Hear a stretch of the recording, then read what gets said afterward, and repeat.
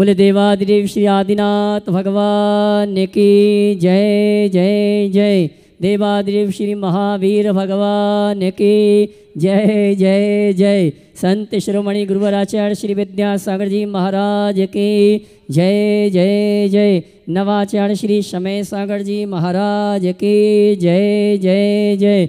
गुणायतन पीड़िता संका समाधान भावना प्रवर्तक जन जन के संत प्रखर वक्ता बोले परम पूज मुनि श्री प्रमाण सागर जी महाराज के जय जय जय। मुनिवर श्री निर्वेक सागर जी संधान सागर जी महाराज के।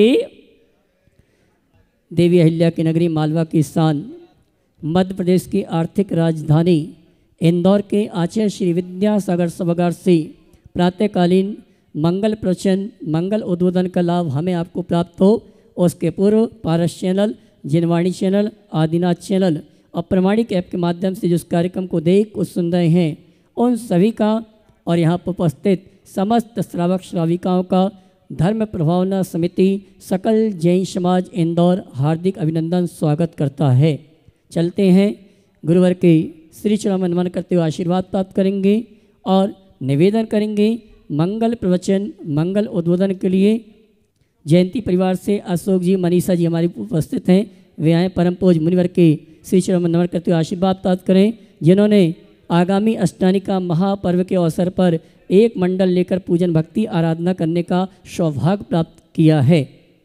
चलते हैं परम पूज मुनि श्री के मंगल उद्बोधन मंगल प्रवचन का लाभ हम और आप लें। उसके पूर्व आपसे कहना चाहूँगा समग्र जैन समाज के प्रभाव प्रभुत्व और प्रतिनिधित्व के लिए प्रतिबद्ध international association of Jain forum, जिनके द्वारा यहाँ पर समग्र जैन तपस्वी अलंकरण समारोह का आयोजन किया जा रहा है और आज प्रविष्टि के लिए अंतिम तिथि है। शाम तक आप अपने नाम लिखा सकते हैं। जिन्होंने लगातार निर्जला 5 उपवास किए हैं या उससे अधिक उपवास किए हैं उनके लिए इस फोरम द्वारा जैन भूषण और जैन रत्न की उपाधि से सम्मानित किया जाएगा। ये कार्यक्रम 13 अक्टूबर को प्रातःकाल इसी मंडप में परम पूज मुनिवर के सानिध्य में संपन्न होगा।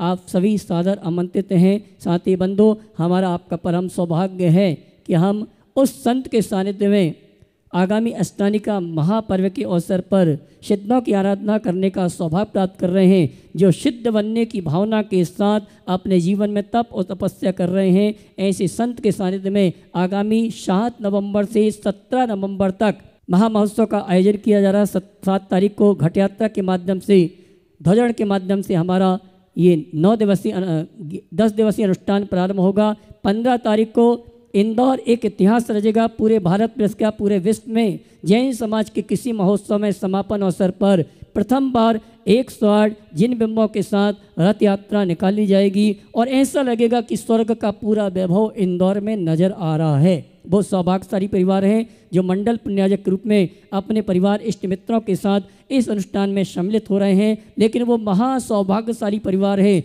जो पूरे 108 मंडल की इन दिनदाणी बन के पूजन भक्ति आराधना करने का सौभाग्य प्राप्त करेंगे। जो भी इन दिनदाणी के रूप में इस अनुष्ठान में सम्मिलित होने का अवसर प्राप्त करना चाहते हैं, आवास व्यवस्था सहित 31,000 की राशि है। आवास व्यवस्था के बिना 21,000 की, सिंगल इन दिनदाणी के लिए 11,000 रुपये की राशि है, जिसमें वस्त्र, द्रव्य सामग्री आदि संपूर्ण व्यवस्था कमेटी द्वारा की जाएगी। ऑनलाइन ऑफलाइन रजिस्ट्रेशन करा के आप ये सौभाग्य प्राप्त कर सकते हैं। आइए इन्हीं सभी सूचनाओं के साथ परम पूज्य मुनिवर के श्री चरण वंदन करते हुए आशीर्वाद प्राप्त करेंगे और निवेदन करेंगे मंगल प्रवचन मंगल उद्बोधन के लिए दोनों हाथ जोड़ लेंगे और दोहराएंगे। बोलेंगे हे मुनिवर नमोस्तु नमोस्तु नमोस्तु। बोले परम पूज्य मुनि श्री प्रमाण सागर जी महाराज की। ओम। सभी लोग अपने दोनों हाथ जोड़ ले और मेरे साथ महामंत्र के स्मरण के लिए अपना मानस तैयार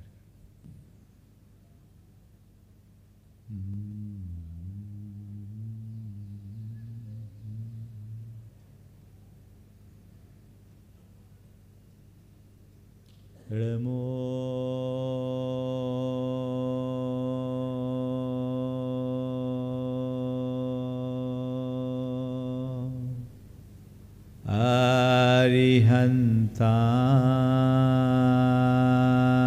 अरिहन्ताणं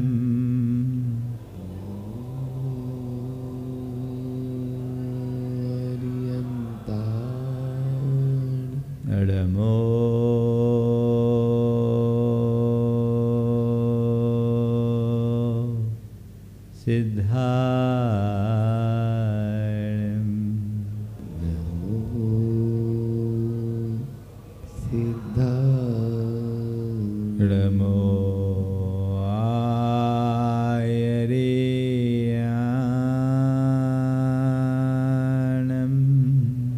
नमो आयर्याणं नमो उवध्यायाणं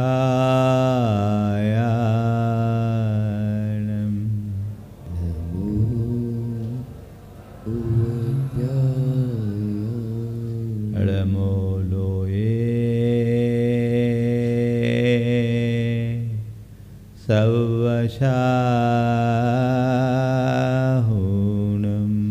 नमो लोये सवशाहुणं एसो पंचेणमोयारो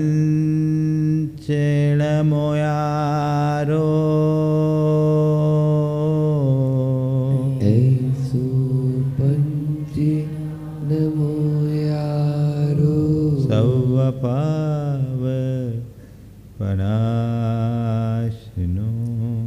सवपावपनाशिनो मङ्गलालं च सवेसिं मन्मिलाणं ते सवेसि पढ़मं होयि मङ्गलम् परमं होयि मङ्गलम्। जय बोलो देवादिदेव खजराट श्री भगवान महावीर स्वामी की जय जय जय अहिंसा परमो धर्म की जय जय जय परम पूज आचार्य गुरुवर श्री विद्यासागर जी महाराज की जय जय जय बोले परम पूजनीय श्री प्रमाण सागर जी महाराज की नमोस्तु गुरुवर नमोस्तु। प्रभु आराधना में लवलीन आचार्य मानतुंग भगवान ऋषभदेव की आराधना करते करते उनके और अति निकट आ रहे हैं और अब उनके अंदर एक विशिष्ट दार्शनिक विभूति का दर्शन कर रहे हैं। वे कहते हैं प्रभु आप सच्चे आत्मवाद या अध्यात्मवाद के प्रवर्तक हो। आपने हमें जो ज्ञान प्रदान किया है वैसा ज्ञान किसी के पास नहीं। आपने हमें अध्यात्म का मार्ग दिया। इस युग में अध्यात्मवाद के आत्मवाद के आद्य प्रवर्तक भगवान ऋषभदेव रहे। उन्हें आत्म विद्या विशारद कहा गया। उन्होंने हमारे लिए अध्यात्म का सच्चा मार्ग बताया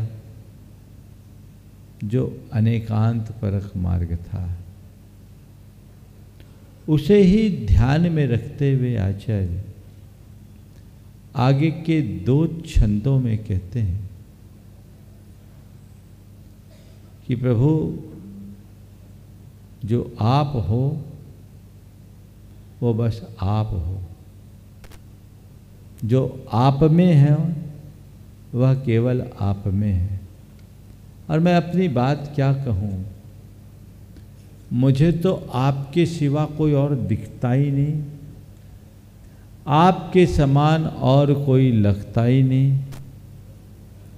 मेरा इष्ट यदि कोई है तो केवल आप हो, मेरा आराध्य यदि कोई है तो बस आप हो, मेरा उपास यदि कोई है तो बस आप हो, और मेरा पूज्य यदि कोई है तो बस आप हो।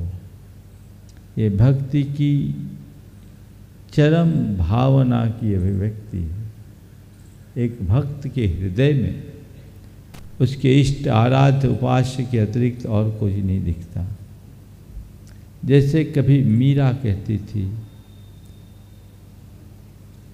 मेरो तो गिरधर गोपाल दूसरो न कोई। मेरा तो गिरधर गोपाल ही है और कोई दूसरा नहीं। इसका मतलब अन्य की अवज्ञा नहीं, अपने इष्ट के प्रति ऐसा श्रद्धान कि बस एक ही बात दिखती है, जित देखूं त्रित तू। कहते हैं मीरा वृंदावन गई, वहाँ एक संत थे, उनका नाम था जीवा स्वामी, बहुत पहुँचे हुए संत थे। वो स्त्रियों से मिलते नहीं थे, स्त्रियों से मिलते नहीं थे। मीराबाई की इच्छा थी कि मैं उनसे मिलूं। जब उनसे कहा गया कि वो नहीं मिलेंगे, तो मीराबाई के एक वाक्य ने उनके हृदय को परिवर्तित कर दिया। उन्होंने कहा कि मैं तो ये सोचकर वृंदावन आई थी कि यहाँ केवल गोपियाँ ही गोपियाँ रहती है, आज मुझे पहली बार मालूम पड़ा कि गोपियों के अलावा भी कोई है। इस वाक्य ने जीवा स्वामी का हृदय परिवर्तित कर दिया और उन्हें लगा कि वाकई में यही व्यापक दृष्टि होनी चाहिए। तो एक भक्त की दृष्टि होती है जहाँ वो अपने इष्ट को सर्वोच्च स्थान देता है और बाकी सबको नज़रअंदाज करता है, लेकिन इसका अर्थ हमारा इष्ट सर्वश्रेष्ठ है तो बाकी सब अश्रेष्ठ है, ये कहना ठीक नहीं। हमारे इष्ट उच्च है तो बाकी सब तुच्छ है, यह कहना भी ठीक नहीं। एक तो भक्ति का तरीका है। आचार्य मानतुंग कहते हैं, क्या करूं, आप मेरे आँखों में बस गए हो तो मुझे अब आपके अलावा और कुछ दिखता ही नहीं, और कोई को भी देखता हूं तो उसमें भी केवल आप दिखते हो, अब मैं क्या करूं। ये इस भाव के साथ आगे के दो छंद हैं, हम इनके शब्दार्थ को भी देखेंगे और इनके तात्पर्यार्थ को भी देखेंगे। कई बार शब्द का अर्थ पकड़ करके बैठने से बड़े अनर्थ हो जाते हैं, लेकिन तात्पर्य को पकड़ेंगे तो हमारे लिए नए नए अर्थों की अनुभूति होती है। हम एक साथ दो छंद लेंगे, फिर उन पर विशेष चर्चा। ज्ञानम यथा त्वयि विभाति कृतावकाशम्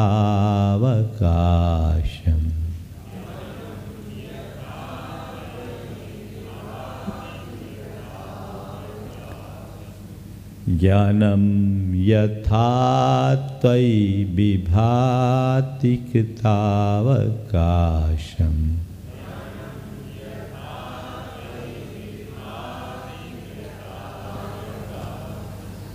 नैवं तथा हरिहरादिषु नायकेषु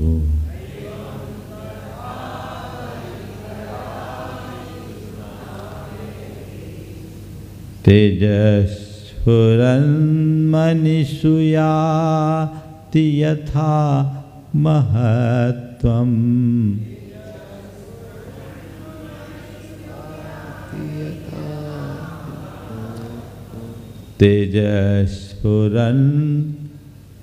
तेजस्फुरन्मनिषु याति यथा महत्त्वम्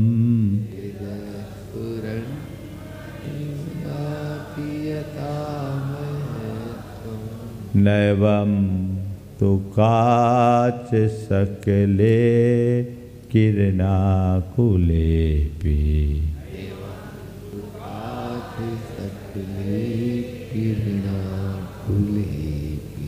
मन्ये वरं हरिहरादेव दृष्टा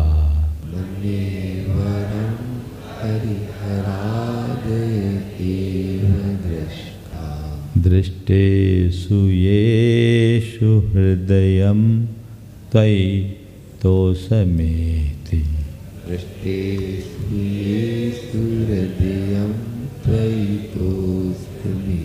किं वीक्षितेन भवता भूयेन नान्यः वीक्षितेन भवता भूयेन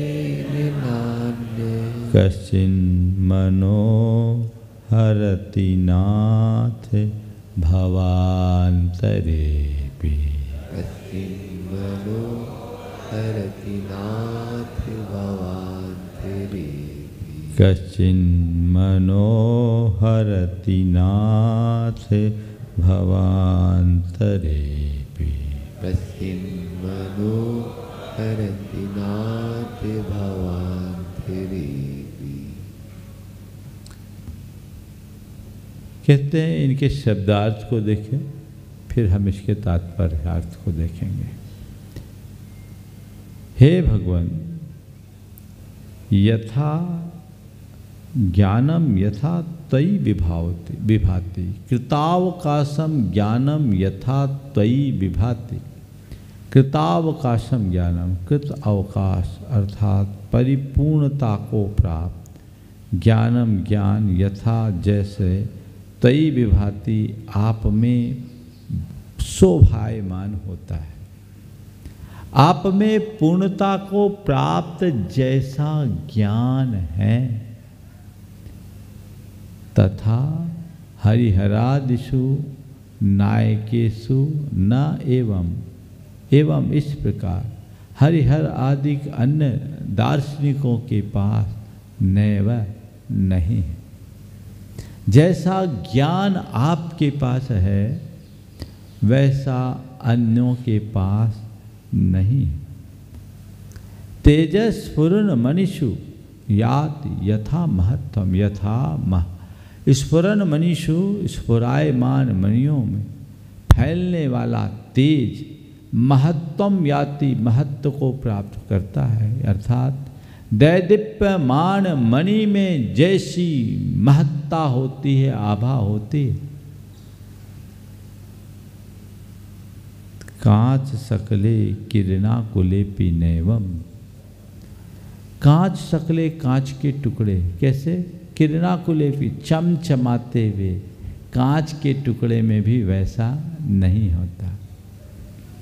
इस छंद का अगर शब्दार्थ पकड़ते हैं तो ये अर्थ निकलता है कि हे भगवान, आपके पास जैसा ज्ञान है वो दुनिया में हरिहर आदि किसी के पास नहीं है। आप स्फुरायमान मणि के समान हो और बाकी सब कांच के टुकड़े के समान। शब्दों को पकड़ने से बड़ा अटपटा लगता है। यहाँ कह दिया ऐसे मणि और कांच की तो कोई तुलना की ही नहीं जा सकती, लेकिन फिर भी ये कर रहे। मैं समझता हूँ इस छंद में, और अगला छंद का भी अर्थ ले ले फिर बात करूँ। फिर कहते मन्ने वरम हरिहरादि एव दृष्टा। हे भगवान, हरिहर आदि को मैंने देखा, ये वरम मन्ने में इसे अच्छा मानता हूँ। क्यों? पहले उनको देख लिया, ये अच्छी बात है। दृष्टेषु येषु हृदयम त्वयि तोषमेति, क्योंकि उनको देख लेने के बाद भी, येषु दृष्टेषु उनको देख लेने के बाद भी मेरा हृदय त्वयि आप में तोषमेति संतुष्ट होता है। मैंने सबको देख लिया और उनको देखने के बाद आज मेरा हृदय आप में संतुष्ट होता है। किम वीक्षितेन भवता येनि भुवि नान्य। अब आपको देखने का क्या प्रभाव है जिससे इस धरती में अन्य को भी अन्य कश्चित कोई अन्य कोई भी भवांतरेपि मनो न हरति, मेरा मन भवांतर में भी नहीं हरता। अब मैं आपका हो गया, सबको देखने के बाद आपको देखा अच्छा हुआ, क्योंकि आपको देख लेने के बाद मेरा मन इतना संतुष्ट हो गया कि अब कोई भी भवांतर में भी मेरा मन नहीं हर सकता। ये दो छंद के सामान्य अर्थ को देखने पर ऐसा ही प्रतीत होता है कि यहाँ बाकी सबको नकार दिया गया है। लेकिन जैसा अभी मैंने आपसे कहा, हम शब्दार्थ को देखने की जगह तात्पर्यार्थ को देखें। इसका तात्पर्य कुछ और है। यहाँ आचार्य मानतुंग किसी व्यक्ति की तुलना नहीं कर रहे हैं। आचार्य मानतुंग की दृष्टि में भगवान ऋषभदेव और अन्य नहीं है। यहाँ आचार्य मानतुंग की दृष्टि में भगवान ऋषभदेव के द्वारा प्रतिपादित दर्शन है और वे भगवान ऋषभदेव के दर्शन के साथ अन्य दर्शनों को देख रहे हैं। और जब दर्शन की तुलना की जाती है तो दार्शनिक की तुलना होती है, व्यक्ति की समीक्षा कतई नहीं होती, लेकिन विचारों की समीक्षा होती रही है, दर्शन की मीमांसा होते रही है। हे भगवान, यहाँ जो कहा ज्ञानम यथा त्वयि विभाति, आप में जैसा ज्ञान है अर्थात आपके द्वारा जो प्रतिपादित दर्शन है, नैमम तथा हरिहरादि नायकेषु, वो हरिहर आदि के नाम से प्रसिद्ध अन्य दर्शनकारों में नहीं है, नायक दार्शनिकों में नहीं है। जो आपके दर्शन में हमें दिखता है वो अन्यत्र नहीं है, क्योंकि आपके द्वारा प्रतिपादित दर्शन अनेकांत मूलक दर्शन है। बाकी जितने भी दर्शनकार हैं उन्होंने वस्तु के एकांगी स्वरूप का ही विवेचन किया है। एक आप हो जिनने संपूर्ण वस्तु तत्व का समग्रता से बोध कराया है। जब हम आपके द्वारा प्रतिपादित तत्व को देखते हैं तो उसमें हमें समग्रता के दर्शन होते हैं, और बाकी की तरफ दृष्टि रखते हैं तो वस्तु के किसी एक गुण धर्म की ही बात दिखती है। वहाँ केवल सत्यांश दिखता है और आपके पास पूर्ण सत्य की अनुभूति होती है। आपका दर्शन अनेकांत मूलक है। आपने आत्मवाद का प्रवर्तन किया, अन्य भारतीय दर्शनकारों ने भी आत्मवाद का प्रवर्तन किया, लेकिन आपने जिस तरह आत्म तत्व का समग्रतः विवेचन किया वैसा किसी ने नहीं किया। कोई आत्मा को नित्य कूटस्थ मानता है, कोई आत्मा को क्षणिक मानता है, कोई आत्मा को पूर्णता अकर्ता मानता, कोई आत्मा को अभोक्ता मानता, लेकिन आपने जो वस्तु का स्वरूप बताया वह नित्य परिणामी बताया। आपने अनेकांतात्मक दृष्टि से बताया कि यह आत्म तत्व शाश्वत भी है और परिवर्तनशील भी है। यदि हम वस्तु के पल पल होने वाले पर्यायों को देखते हैं, परिवर्तनों को देखते हैं, तो इसमें बदलाव दृष्टिगोचर होता है, और उसके मूल गुण धर्म को देखते हैं तो वो स्थिरता दिखाई पड़ती है। आपने उत्पाद व्यय द्रव्यात्मक वस्तु के स्वरूप का विवेचन किया, जिसमें उत्पत्ति भी है, विनाश भी है और स्थिरता भी है। यही अनेकांत मूलक दृष्टि मुझे अंदर से प्रभावित करती है और लगता है कि आपने जो वस्तु का स्वरूप बताया वह ऐसा है जिसमें समग्र तत्व का दर्शन होता है, बाकी सब में कोई एक पक्ष दिखता है। आपके द्वारा प्रतिपादित तत्व अनेकांत मूलक है, जिसमें एक धर्म की जगह सर्वधर्मों का समावेश है। यदि आपके दर्शन का अनुसरण कर लिया जाए तो किसी प्रकार का विषमवाद और झगड़ा होगा ही नहीं, क्योंकि आपने अनेकांतवाद को प्रतिपादित किया और ये बताया कि इसमें सब समस्याओं का समाधान है। आपने ये बताया कि चीज़ें वैसी नहीं जैसे हम देखते हैं, अपितु हमारी जैसी अनंत दृष्टियों से देखे जाने योग्य है। चीजें परस्पर विरोधी अनंत गुण धर्मों का पिंड है। यदि वस्तु के स्वरूप को ठीक तरीके से जानना है तो हमें उसे समग्र दृष्टि से देखना होगा, और ये समग्र दृष्टि आपके दर्शन में ही दिखाई पड़ती है, क्योंकि आपने वस्तु का स्वरूप जिस तरह से प्रतिपादित किया उसमें केवल और केवल यही झलक दिखती है। आपने कहा कि ही की बात मत करो, भी की बात करो। ही एकांत का द्योतक है और भी अनेकांत का प्रतीक है। जहाँ केवल अपनी बात का आग्रह हो वो ही है, एकांत है। वहाँ झगड़े हैं, और जहाँ अपनी बात के साथ साथ सामने वाले बात का भी आदर हो वहाँ भी है, अनेकांत है, समन्वय है। इसलिए हम आपसे प्रभावित हैं।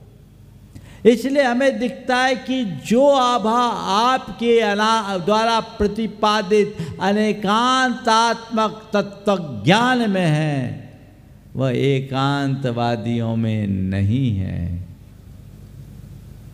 चाहे आप उनका कोई भी नाम लो, हम अनेकांत के पुजारी हैं, अनेकांत के उपासक हैं। इसलिए हम कहते हैं अनेकांतात्मक ज्ञान, तत्व ज्ञान जिस तरह का प्रभाव छोड़ता है वो अन्यत्र नहीं, क्योंकि उसमें सब समाधान है, और बाकी जहाँ जहाँ एकांत है वहीं झगड़े हैं। आप झगड़ा मिटाने वाले हो, सबका कल्याण करने वाले हो, और इसलिए मैं आपसे प्रभावित हूँ, आपका भक्त बन गया हूँ, और मुझे केवल आप ही अच्छे लगते हो, क्योंकि आपका दर्शन मुझे अच्छा लगता है।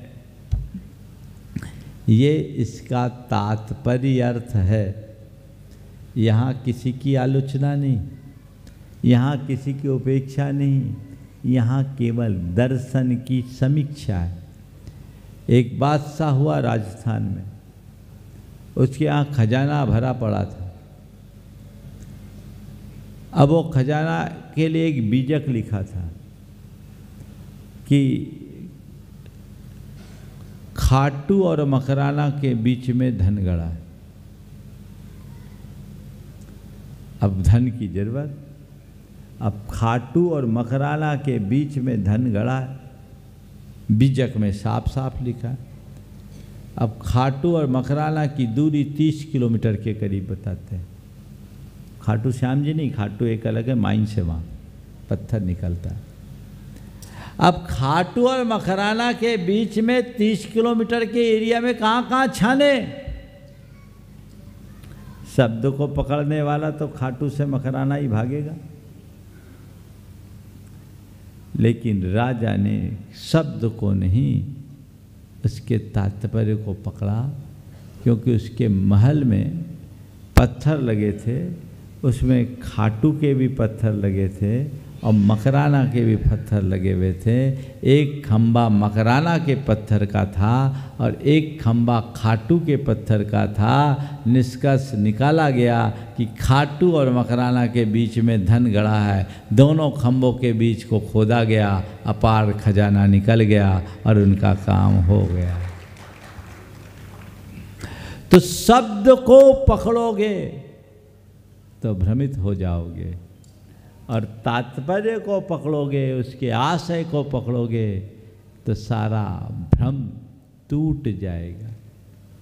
तो कह रहे जिस तरह का ज्ञान इस अनेकांतात्मक तत्व में वो अन्यत्र नहीं है, क्योंकि इसमें सबका समाधान है।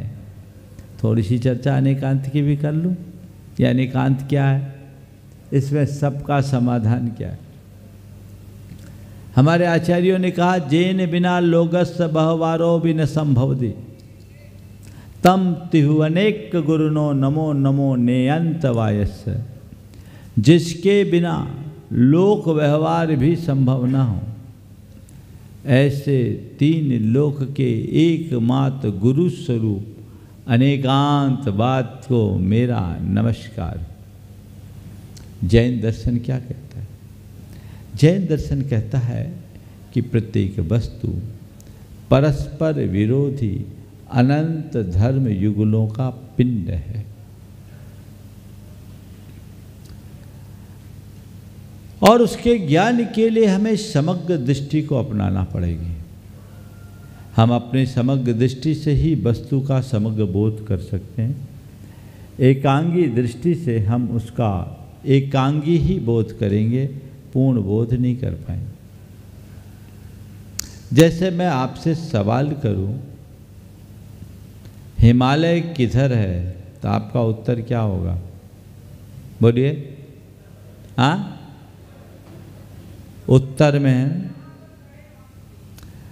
हिमालय किधर है, तो आपका जवाब होगा उत्तर में। और यही सवाल यदि किसी चीन के व्यक्ति से पूछा जाए तो वो क्या कहेगा? हाँ, दक्षिण है। तो जो उत्तर है वो दक्षिण कैसे हो गया? अब इसको जानने के लिए क्या करना होगा? अगर कहीं चीनी और भारतीय दोनों मिल जाए और भारतीय कहे हिमालय उत्तर में है और चीनी कहे दक्षिण में है और दोनों अपनी बात पर अड़ जाए तो क्या होगा? लड़ेंगे और क्या होगा? लेकिन अड़ते नहीं हैं। अड़ेंगे क्या? आपके सामने कोई चीनी कहे कि हिमालय दक्षिण में, तो आप उसको स्वीकार करोगे कि अस्वीकार? हाँ, स्वीकार करोगे, क्योंकि आप जानते हो कि भाई हमारे उत्तर में, इसके तो दक्षिण में, इसलिए वो भी ठीक कह रहा है, हम भी ठीक कह रहे हैं। हाँ, हिमालय हिमालय है, हमारे उत्तर में, उनके दक्षिण में है, हम ये जानते हैं। पर बताना होगा तो हमें अपेक्षा लगानी होगी। जब भारत की अपेक्षा होगी तो हिमालय उत्तर में कहलाएगा, और जब चीन की प्रमुखता होगी तो हिमालय दक्षिण में पहुंच जाएगा। वही हिमालय हिमालय है, वह उत्तर में भी है और दक्षिण में भी है ना? आप एक्सेप्ट करते हैं कि नहीं करते? यहाँ तो खींचातानी नहीं होती। एक व्यक्ति, इस सभा में ऐसा कोई व्यक्ति है क्या जहाँ पिता पुत्र दोनों आए हों? है क्या? एक साथ खड़े हो जाओ थोड़ा। पिता पुत्र, अगर पोता हो तो और अच्छा है। बाप बेटे हैं, पिता पुत्र और पोता। कहाँ है? पोता है क्या? दो ही पीढ़ी, तीसरी पीढ़ी किसी की है? तो मैं एक चीज़ दिखाता। नहीं है? चलो, पिता पुत्र खड़े हो जाओ। पिता पुत्र हो ना? थोड़ा माइक दो उनको, माइक दो।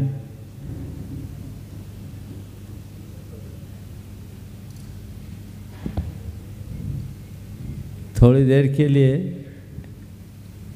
क्या नाम है तुम्हारा? हाँ, सुरेंद्र।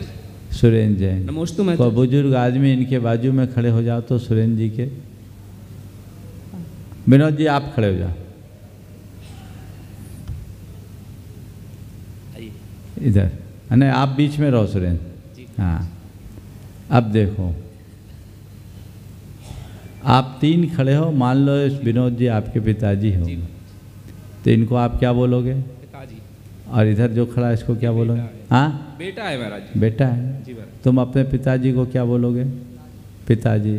और तुम्हारे दादाजी तुम्हारे पिताजी को क्या बोलेंगे? बेटा बोलेंगे। बेटा बोलेंगे। तो अगर दादाजी बेटा बोलते हैं तो कभी पोता इस बात के लिए झगड़ा नहीं करता कि आप मेरे पापा को पापा बोलिए क्योंकि वो मेरे पापा हैं, आपके भी पापा, ऐसा बोलते हैं क्या? नहीं महाराज। नहीं महाराज। हाँ, नहीं महाराज। नहीं।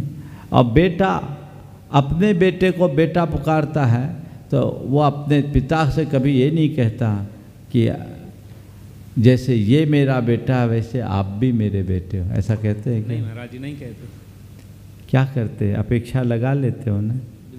तो हाँ, मैं इसका पिता हूँ पर ये मेरे पिता हैं, इसी अपेक्षा का नाम अनेकांत है। पिता और पुत्र परस्पर विरोधी धर्म है, समझ गए ना? बैठ जाए।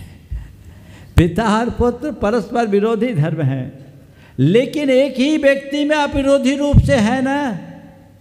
अब इसको हम जान रहे हैं, बताने के लिए हमें एक क्रम अपनाना पड़ेगा जिसमें एक मुख्य होगा, दूसरा गौण। एक मुख होगा और दूसरा गौण होगा, और ये मुख और गौण की व्यवस्था से बात भले प्रतिपादित होगी, लेकिन वस्तु में तो एक साथ है। इसी समग्रता का बोध कराने वाला दर्शन अनेकान दर्शन है। भगवान ने कहा ये बात सब संदर्भों में लागू होती है। लोक व्यवहार और पारमार्थिक तत्व वस्तु उत्पन्न प्रध्वंसी है, उसके मूल स्वरूप को देखते हैं तो वह स्थायी दिखता है, और उसके क्षण क्षण परिवर्तित होने वाले पर्यायों को देखते हैं तो उसमें अस्थायित्व दिखता है, वह परिवर्तन दिखाई पड़ता है। लेकिन दोनों वस्तु में दोनों गुणधर्म एक साथ विद्यमान है। इसलिए भगवान आपने जो मार्ग बताया उसमें सबका समन्वय हो गया।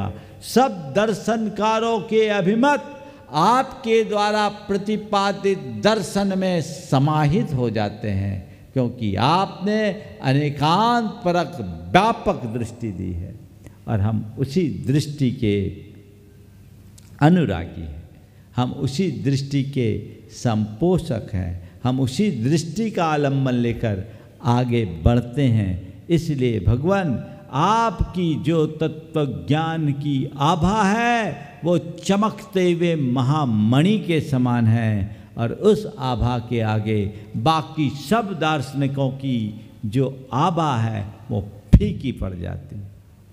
फिर इसी बात को आगे बढ़ता है भगवान, अच्छा हुआ कि हमने आपसे पहले सबके दर्शन कर लिए।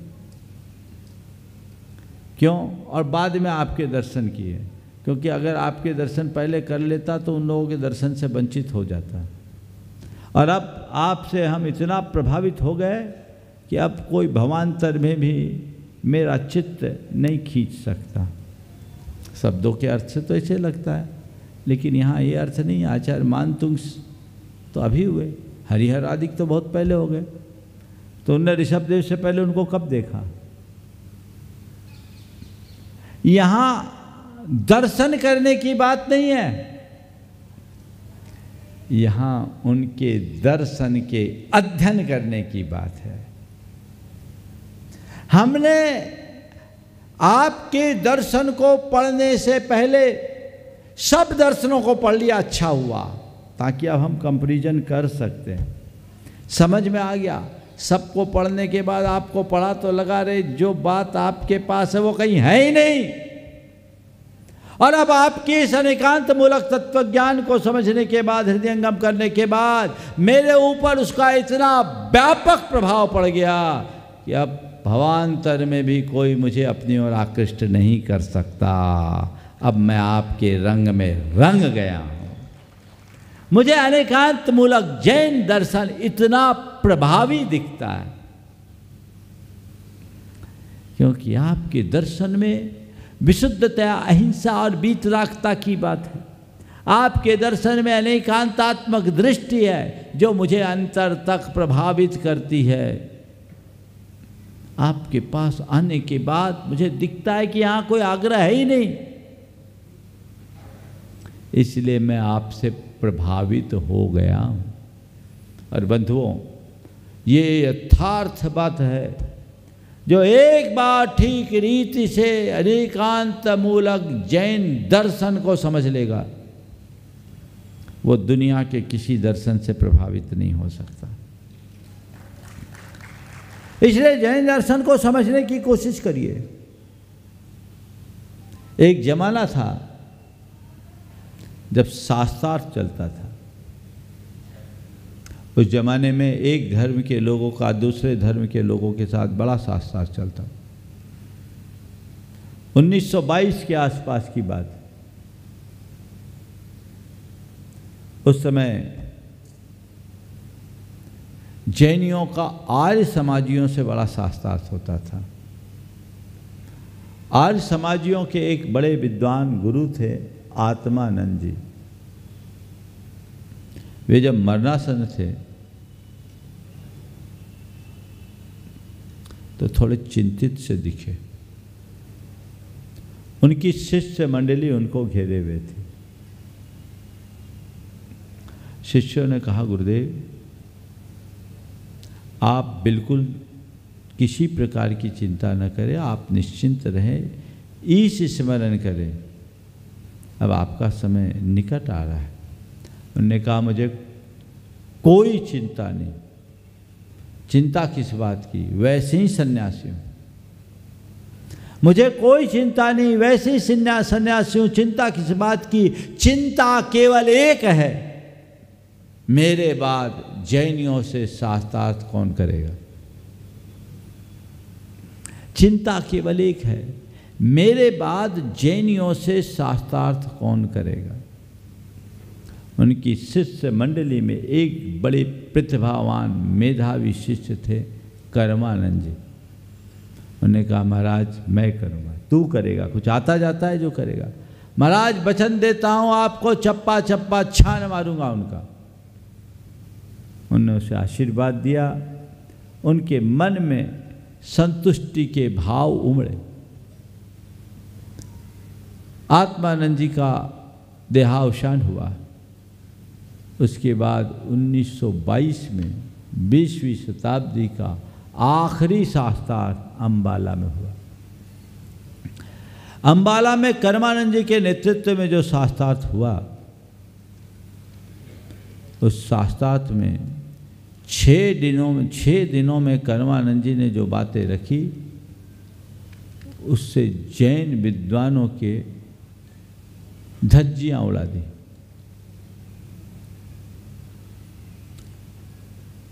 उस तरफ एक तरफ कर्मानंद जी थे, दूसरी तरफ जैन विद्वानों का एक संघ बना था, जैन संघ, जिसका मुख्यालय मथुरा 84 में था। और जैनियों की तरफ से पंडित राजेंद्र कुमार जी फिरोजाबाद, पंडित जगन मोहन लाल सिद्धांत शास्त्री कटनी जैसे विद्वान थे, कुछ अन्य विद्वान भी थे। और ये घटना मुझे पंडित जगन मोहन लाल जी ने ही सुनाई थी।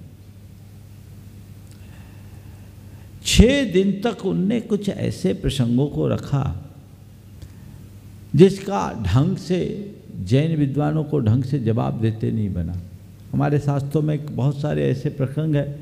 उनने भोग भूमि में 2 कोस के 3 कोस के मनुष्य रहते, ऐसे बातें बता दी। लेकिन 7वें दिन उन्होंने जब शास्त्रार्थ की शुरुआत हुई,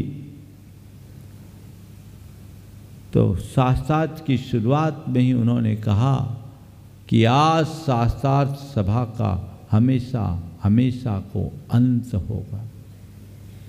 सब लोग एक बारगी शक्ति में आ गए कि पता नहीं आज क्या कहर रहेगा। पर उन्होंने अपनी बात को जारी रखते हुए कहा कि इन 6 दिनों में हमने ये बात अच्छी तरह से जान ली कि जैन दर्शन से अच्छा कोई दर्शन नहीं और जैन धर्म से श्रेष्ठ कोई धर्म नहीं। जैन दर्शन से अच्छा कोई दर्शन नहीं और जैन धर्म से श्रेष्ठ कोई धर्म नहीं। इसलिए आज से मैं आर्य समाज को त्याग कर जैन धर्म को स्वीकार करता हूँ। और वही कर्मानंद जी क्षुल्लक कर्मानंद बने और वेदांत समीक्षा नाम का ग्रंथ भी लिखा। ये जैन दर्शन का प्रभाव है। जैनी होना अलग बात और जैन धर्म को समझने वाला होना अलग बात। तुम जैन तो बन गए पर जैनिज्म से परिचय नहीं पा पाए। परिचय पाओगे तो तुम्हारा जीवन उत्तम होगा, फिर दुनिया की कोई विचारधारा तुम्हें प्रभावित नहीं करेगी। जैन धर्म में किसी प्रकार का पक्षपात नहीं। हम यहाँ नाम की बात नहीं कह रहे हैं, यहाँ हरिहर आदि की जो बात कही है उनको कमतर नहीं आका गया। आप तो कोई भी नाम ले लो, आगे कहेंगे उन्हीं ब्रह्मा विष्णु और महेश के रूप में भगवान ऋषभदेव को देखेंगे। यहाँ कहते हैं हमें उससे कोई दिक्कत नहीं। आप लोग मेरी भावना बोलते हो। जिसने राग देश काम आदि जीते सब जग जान लिया, सब जीवों को मोक्ष मार्ग का निष्प्रह हो उपदेश दिया।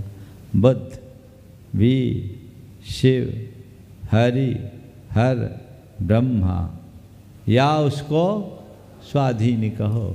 भक्ति भाव से प्रेरित हो यह चित्त उसी में लीन रहो। आप किसी को कोई नाम दे दो, यहाँ सवाल व्यक्ति का नहीं है, सवाल उसके द्वारा प्रतिपादित तत्व ज्ञान का है। हम व्यक्ति की बात नहीं करते हैं, व्यक्तित्व की बात करते हैं। आप किसी भी व्यक्ति को कहो जिसने राग देश कामादि को जीत लिया, जिसने अपने दोषों और दुर्बलताओं को दूर कर लिया, जो वीत रागी हो गया, वही हमारा उपास्य है, वही हमारा आराध्य है। चाहे वो बुद्ध हो, चाहे वीर हो, चाहे शिव हो, चाहे हरि हो, चाहे हर हो, चाहे ब्रह्मा हो। नाम से क्या, नाम तो ऊपर से पहचानने का एक माध्यम ही। हम तो बस आपका स्वरूप केवल और केवल एकमात्र बीत राखता में देखते हैं, और बीत राखता के अलावा और अन्यत्र हमें कोई रूप दिखता ही नहीं है। और आपने तो हमें एक ही बात सिखाया, किसी से राग मत करना, किसी से देश मत करना। पक्षपातो न मे वीरे न द्वेषः कपिलादिषु युक्तिमत वचनम यस्य तस्य कार्यम परिग्रह। मेरा भगवान महावीर से कोई पक्षपात नहीं, और भगवान महावीर के अलावा अन्य मतावलंबियों से हमारा कोई द्वेष नहीं।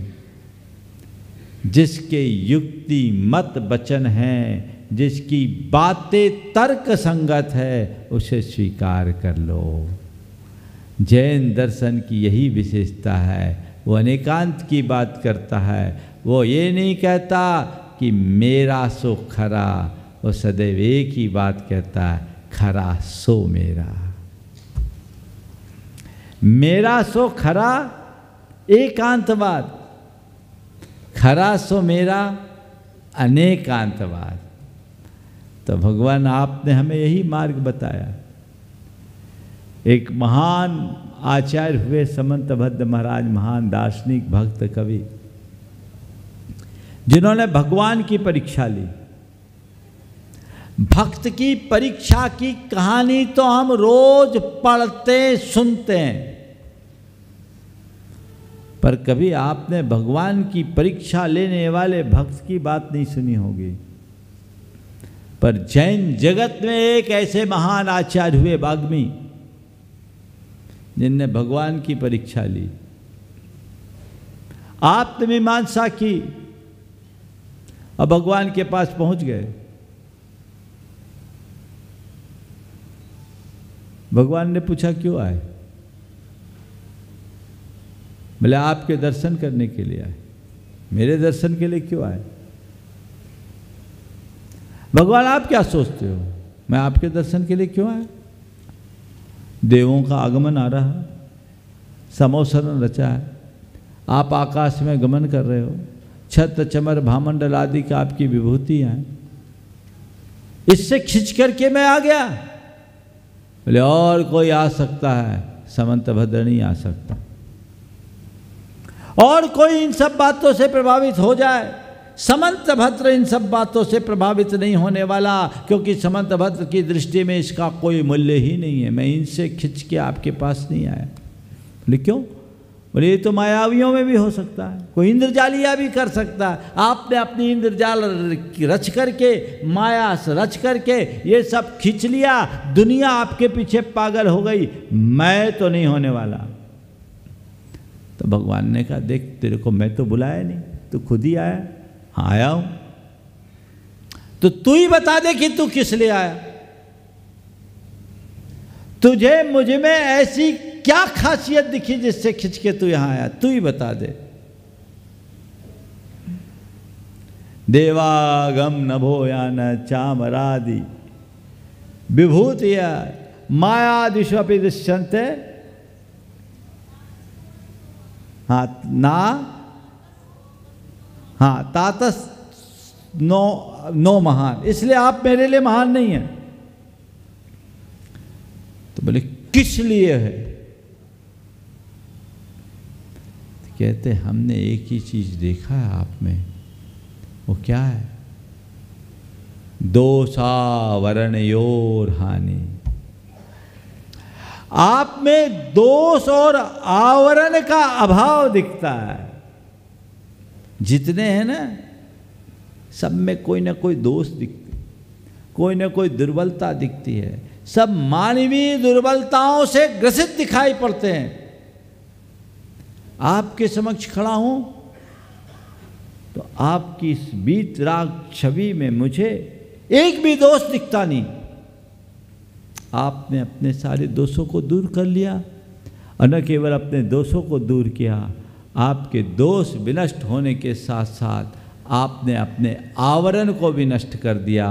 अर्थात आपके ऊपर अब कोई आवरण नहीं जो आपके ज्ञान को बाधित करे। आप निर्दोष होने के कारण निरावरण हो गए और सच्चे ज्ञान की अभिव्यक्ति कर लिए। इसलिए मैं आपके आगे नतमस्तक हूँ। ये जैन दर्शन है। तो कुछ भी नाम दो, नाम से मतलब नहीं है, रूप से मतलब नहीं है, स्वरूप से प्रयोजन है। तो कह रहे हैं मन्ये वरम हरिहरादेव दृष्टा दृष्टेश येष हृदयम तयि तोषमेति किं वीक्षितेन भवता भुवि येन नान्यः कश्चिन् मनो हरति नाथ भवान्तरेपि।